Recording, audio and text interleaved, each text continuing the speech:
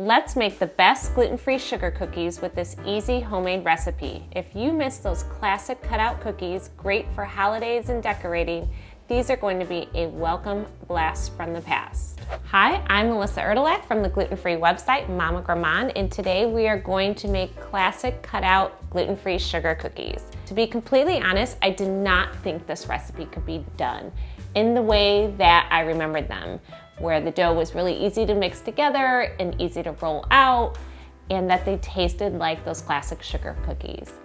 Well, lucky for you and for me, I was wrong. You can make this with your kids. There will be no ugly frustration, gluten-free tears, I promise. So let's make your gluten-free life a success and not a hot mess. In a large bowl, cream together the butter and sugar until it's very light and fluffy. This should take about 3 minutes for it to be fully creamed.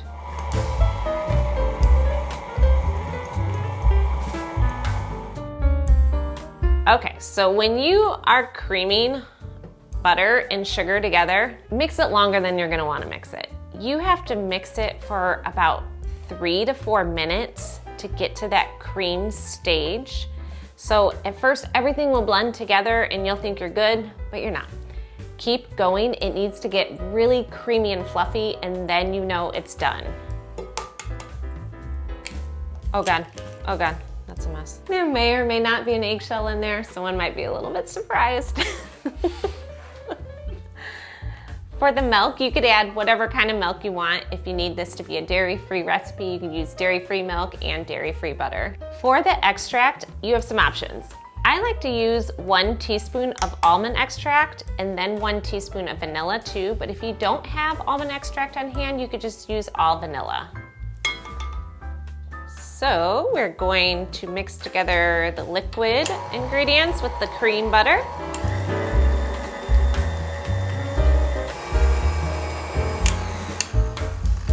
Okay, and now it's time for our dry ingredients. So now we add 2 cups of gluten-free all-purpose flour and 1/4 teaspoon of salt. For the gluten-free flour, I use cup for cup gluten-free flour. That's the one that I use and recommend. But I will say there's been a lot of readers that have written in and have made this cookie dough with different brands, so use whatever you prefer.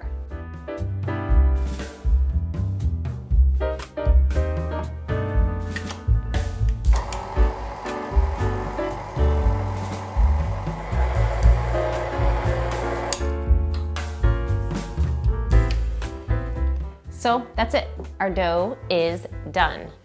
We pop this into the fridge for about an hour to chill.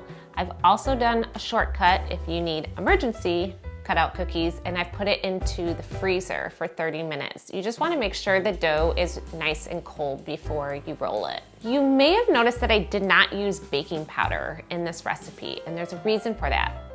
Because when you use baking powder in cutout cookies, they puff out and they spread, so they lose their shape. So they'll still taste good and they'll have a little bit of softer texture, but they will look like the morphed version of whatever you're trying to create.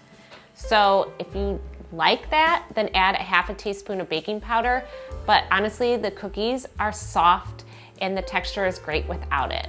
All right, so we have our chilled dough. I recommend rolling out just half at a time, and also to make it easier to roll, I divide out the dough and I kind of just like press it into a thick disc just to get things started.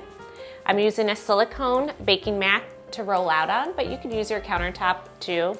And we're just gonna sprinkle the surface with a little bit of gluten-free flour, not a lot. We don't wanna incorporate a lot more flour into the dough because then they will get dry and that's not good. We don't want that.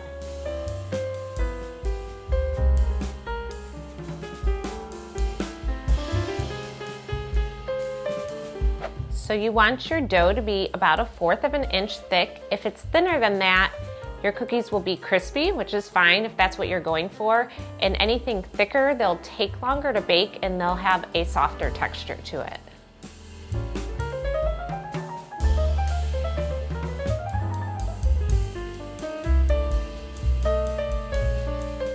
So you just peel away the scraps here.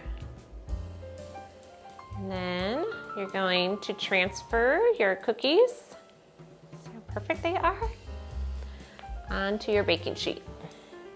And then you just gather up the scraps, form it into a ball, and then roll it out until all the dough is used up. Another trick that I do, if I find that my rolling pin is sticking to the top of the dough, I just take some of this extra flour and I rather put it on my rolling pin than on the dough. That means you're not working more flour than you have to into the dough. The other trick so your cookies don't spread when they're baking is to make sure they go into the oven when they're still cold. If you're gonna roll out all your dough and bake them at once, I recommend storing the baking sheets either in the fridge or you could even put them in the freezer until you're ready to bake and then pop them in the oven. Otherwise, just bake them as you're rolling them out so the dough stays cold. Bake in a 350 oven for 10 to 13 minutes or until the cookies are set. Before you frost them, just make sure that they have cooled completely. All right, so now we have our baked cookies. The final last step, of course, is the frosting. So I'll link to my favorite sugar cooking frosting below. This is the one that I've used for years. Growing up, we've always made this frosting. And the reason why I like it is because when it dries, it gets nice and hard and glossy, so you could stack the cookies on top of each other, which is great for gift giving. The other option you could do is you could always do a buttercream frosting or a royal frosting. You can find the full printable recipe for the sugar cookies and the frosting in the description below. And thanks for watching. I'll see you in the next video.